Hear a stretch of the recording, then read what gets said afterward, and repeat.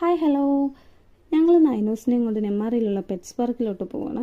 നട്ടുച്ചയ്ക്കാണ് പോയതെങ്കിലും കുറേ മരങ്ങളുള്ളത് കൊണ്ട് തന്നെ ചൂട് വളരെ കുറവായിരുന്നു. ഇവിടെ കുറേ നല്ല വെറൈറ്റി അനിമൽസിനെ കാണാൻ പറ്റി.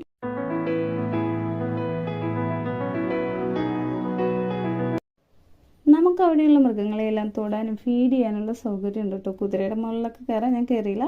അവിടെയുള്ള ചേച്ചി 2 കിളികളെ എൻ്റെ തോളിലെടുത്ത് വെച്ച് തന്നു. പേടി ഒട്ടും ഇല്ലാത്തതുകൊണ്ട് തന്നെ പാമ്പിനെയും കൂടി വെച്ചോളാം ഞാൻ പറഞ്ഞു.